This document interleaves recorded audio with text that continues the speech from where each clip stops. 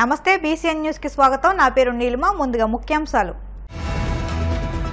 తిరుపతిలోని పద్మావతి నగర్లో దారుణం. సోదరుడి కుటుంబాన్ని హతమార్చిన తమ్ముడు.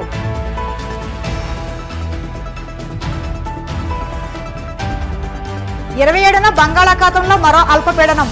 4 రోజుల పాటు సముద్రంలోకి వేటకు వెళ్లొద్దని మత్స్యకారులకు హెచ్చరిక. ఢిల్లీలో జగన్ ధర్నాపై ఏపీ హోంమంత్రి అనిత సెటైర్లు. నిందితుల పేర్లు చెబితే చర్యలు తీసుకుంటామని స్పష్టం. హైదరాబాద్ పాతబస్తీ జియాగూడలో ఘోర అగ్ని ప్రమాదం. అగ్నికి పూర్తిగా దగ్ధమైన సోపాల గోడౌన్. తిరుపతిలోని పద్మావతి నగర్లో దారుణం జరిగింది. వదినతో పాటు ఆమె 2 పిల్లలను మరిది చంపేశాడు. అనంతరం తాను కూడా ఆత్మహత్య చేసుకున్నాడు. ఈ ఘటనలో మొత్తం నలుగురు మృతి చెందారు. 3 చంపి ఆత్మహత్య చేసుకున్నాడు మోహన్. మృతులను సునీత, దేవిశ్రీ, నీరజగా గుర్తించారు. అన్నదమ్ముల మధ్య కుటుంబ తగాదాల నేపథ్యంలోనే ఈ దారుణం జరిగినట్లు తెలుస్తుంది. మృతుడు మోహన్ సాఫ్ట్వేర్ ఇంజనీర్ గా పనిచేస్తున్నాడు. కొన్ని నెలల క్రితమే అతడి వివాహమైంది. ఇష్టం లేని పెళ్లి చేశారని గత కొద్ది రోజులుగా మోహన్ ఆగ్రహంతో ఉన్నాడు. ఈ క్రమంలో అన్న దాసు ఇంట్లో లేని సమయంలో అతడు ఈ దారుణానికి ఒడిగట్టాడు. వదినను, ఆమె పిల్లలను కడదెచ్చాడు. కాగా తన తమ్ముడు మోహన్ మానసిక స్థితి సరిగా లేదని, ఇష్టం లేని పెళ్లి చేశామంటూ తమపై కోపం పెంచుకున్నాడని అన్న దాసు తెలిపాడు. ఇష్టం లేని పెళ్లి చేశారనే కోపంతో మోహన్ ఇంతటి దారుణానికి ఒడిగట్టడం అందరికీ షాక్ని గురిచేసింది.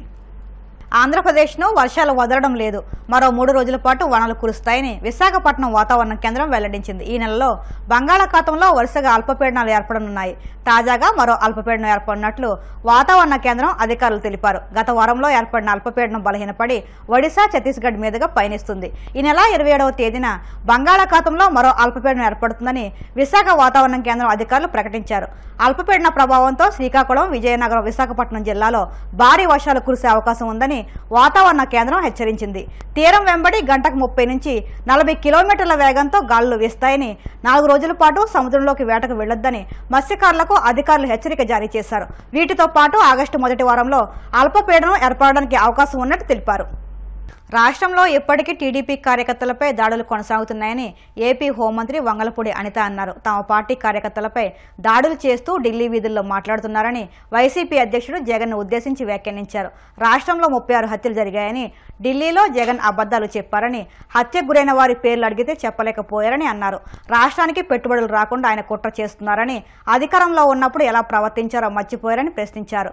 శాంతి భద్రతల గురించి మాట్లాడే హక్కు జగన్కు లేదని, హత్యల వివరాలు అందిస్తే తగిన విచారణ చేయిస్తామని హామీ ఇచ్చారు. తప్పుడు వివరాలను తెలిసినా చర్యలు తప్పవని హెచ్చరించారు. పరిస్థితి ఏంటంటే ఇప్పుడు వైఎస్ఆర్సీపీ పార్టీ వాళ్ళు సానుభూతి పనుల మీద దాడులు జరుగుతున్న విషయం వాస్తవమేనా అని చెప్పి వాళ్ళే క్వశ్చన్ అడిగి ఈరోజు వాళ్ళే ఈ క్వశ్చన్కి సమాధానం తీసుకోవడానికి రాలేకపోవడం అనేది చూస్తూ ఉంటే అక్కడే వాళ్ళ తాలూకా డొల్లతనం అనేది చాలా క్లియర్గా కనిపిస్తుంది అధ్యక్ష. ఎందుకంటే అధ్యక్ష, ఉత్తరాంధ్రలోని ఒక సామెత ఉంటుంది అధ్యక్ష. అది ఇక్కడ చెప్పొచ్చో చెప్పకూడదో తెలియదు కానీ, తప్పైతే క్షమించండి, తప్పైతే రికార్డులను తొలగించండి, తప్పు కాకపోతే మాత్రం ఉంచండి అధ్యక్ష. మొగుడిని కొట్టి మొగసాలు ఎక్కిందట ఇలా మాట్లాడతారు అధ్యక్ష ఉత్తరాంధ్రలోని కూడా. ఎందుకంటే కొట్టేసి ఎక్కడ దాక్కుంటారనమాట. వీళ్ళ పరిస్థితి ఎలా ఉందంటే, అధికారం కోల్పోయి 11 సీట్లకే పరిమితం అయినప్పటికీ కూడా తిరిగి వచ్చి టీడీపీ కార్యకర్తల మీదే దౌర్జన్యాలు చేసి, టీడీపీ కార్యకర్తలని చంపి, మళ్ళా పైగా వాళ్ళ మీద ఏవో దాడులు జరిగిపోతున్నాయో, వాళ్ళ తాలూకా వాళ్ళు ఎవరు చంపేస్తున్నారని చెప్పి ఇక్కడెక్కడా ప్లేస్ లేనట్టుగా ధర్నా చేయడానికి ఢిల్లీ నడివీధుల్లో వెళ్ళి కూర్చొని మేము ధర్నా చేస్తామన్నా 11 మందితో వెళ్ళి కూర్చొని ధర్నా చేయడం అనేది చూస్తూ ఉంటే చాలా విడ్డూరంగా అనిపిస్తుంది అధ్యక్ష. ఎందుకంటే ఈ మాట చెప్తున్నాను అధ్యక్ష, లాస్ట్ 5 సంవత్సరాలు అంటే మొన్న గవర్నమెంట్ వచ్చింది, అతను టీడీపీ ఎన్డీఏ కూటమి వచ్చిన తర్వాత నుంచి ఈ రోజు వరకు పొలిటికల్ హత్యల్లో ఒక 4 హత్యలు జరిగితే ఆ 4 హత్యల్లో 3 తెలుగుదేశం పార్టీ కార్యకర్తలనే చంపేసిన పరిస్థితి కూడా మనందరికీ కూడా తెలుసు అధ్యక్ష. ఈ విషయాన్ని కూడా చాలా క్లియర్ గా మేమందరం కూడా ప్రెస్ లో కూడా చెప్పడం జరిగింది. విత్ క్రైమ్ నెంబర్స్ నేనైతే ఇవ్వడం జరిగింది అధ్యక్ష.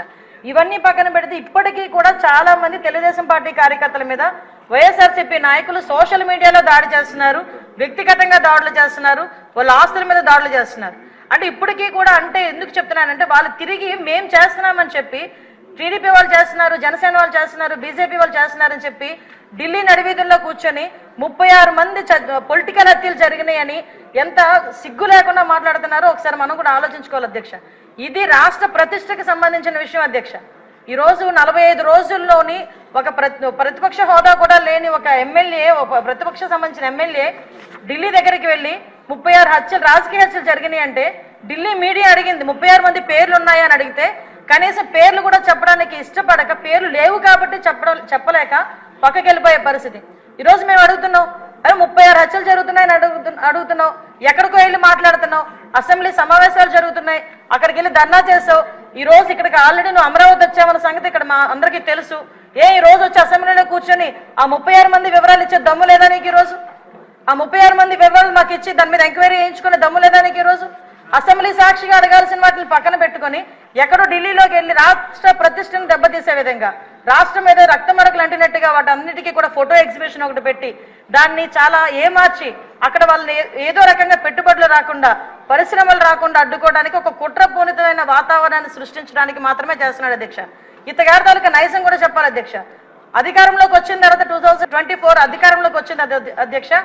ఎంత దారుణం అంటే అమరావతికి బస్సు యాత్రకి సాక్షాత్తు 14 సంవత్సరాలు ముఖ్యమంత్రి చేసిన చంద్రబాబు నాయుడు గారు బస్సు యాత్రకి వెళ్తే ఆ బస్సు మీద రాళ్ళు రువితే అధ్యక్ష, అప్పుడున్న సాక్షాత్తు డీజీపీ గౌతమ్ సవాంగ్ గారు భావ స్వేచ్ఛా ప్రకటనను మాట్లాడే సందర్భాన్ని కూడా ఈ రోజు గుర్తు చేయాలి అధ్యక్ష.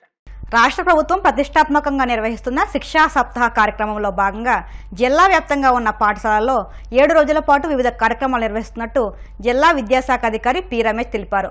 కాకినాడ రూరల్ మండలం రమణయ్యపేట గ్రామం ఏపీఎస్పీ కాంపౌండ్లో స్పోర్ట్స్ డే నిర్వహించారు. స్కూల్కి వచ్చిన జిల్లా విద్యాశాఖ అధికారి పి రమేష్కి స్కూల్ ప్రిన్సిపల్ కె గాయత్రి, ఉపాధ్యాయులు పుష్పగుచ్చంతో స్వాగతం పలికారు. స్కూల్లో ఏర్పాటు చేసిన క్రీడోత్సవాన్ని విద్యాశాఖ అధికారి రమేష్ లాంఛనంగా ప్రారంభించారు. ఈ సందర్భంగా రమేష్ మాట్లాడుతూ శిక్షా సప్తాహ కార్యక్రమంలో 7 రోజుల పాటు వివిధ కార్యక్రమాలు నిర్వహిస్తున్నామని అన్నారు. ఈ కార్యక్రమంలో AMO Ramareddy, high school incharge S Srinivas, staff secretary Jogireddy పాల్గొన్నారు. కాకినాడ మెడికల్ శాఖలో సీనియర్ అసిస్టెంట్గా పనిచేస్తున్న కాండ్రేగుల రాధాకృష్ణ ఆత్మహత్యపై విచారణ జరిపించి సంబంధిత అధికారిపై చర్యలు తీసుకోవాలని AP JAC, AP NGOs association జిల్లా చైర్మన్ చోడగిరి శ్రీనివాస్ కోరారు. ఈ మేరకు పశ్చిమ గోదావరి జిల్లా కేంద్రం భీమవరంలో సిహెచ్ నాగరానికి వినతి పత్రం అందజేశారు. ఈ కార్యక్రమంలో జిల్లా ఎన్జీఓస్ అసోసియేషన్ కార్యదర్శి నెరుసు రామారావు, రాష్ట్ర ఉపాధ్యక్షుడు పెనుమరెడ్డి శ్రీనివాస్, మెడికల్ శాఖ మినిస్టీరియస్ సంఘం నాయకులు చీకట్ల శివాజీ, ఇతర ఎన్జీఓస్ అసోసియేషన్ నాయకులు పెద్ద ఎత్తున ఉద్యోగులు పాల్గొన్నారు. కలెక్టర్ నాగరాణి మాట్లాడుతూ ఉద్యోగులకు ఎప్పుడూ అండగా ఉంటామని, రాధాకృష్ణ మిస్సింగ్ కేసు విషయంపై అధికారులకు తెలియపరిచి రాధాకృష్ణ కుటుంబ సభ్యులకు న్యాయం చేస్తామని హామీ ఇచ్చారు. Radhakrishna senior assistant missing case ప్రభుత్వం వెంటనే న్యాయం చేయాలి. రాధాకృష్ణ కుటుంబ సభ్యులకు న్యాయం చేయాలి. రాధాకృష్ణ కుటుంబ సభ్యులకు. ఈరోజు పశ్చిమ గోదావరి జిల్లా కలెక్టర్ శ్రీమతి చదలవాడ నాగరాణి గారిని కలిసి ఇటీవల 22వ తారీఖున కాకినాడలో ఫైల్ ఏరియా డిపార్ట్మెంట్లో పనిచేస్తూ మరి సీనియర్ అసిస్టెంట్గా పనిచేస్తున్న రాధాకృష్ణ వ్యక్తిగత కారణాలతోటి వారి యొక్క పై అధికారులు సిమ్యులేషన్కి గురయ్యి కార్యాలయాల్లో కూడా హింస పెడతా ఉంటే అతని మరి ఆవిడ బాధను తట్టుకోలేక అతను 3 రోజుల నుంచి మిస్ అవ్వడం జరిగింది.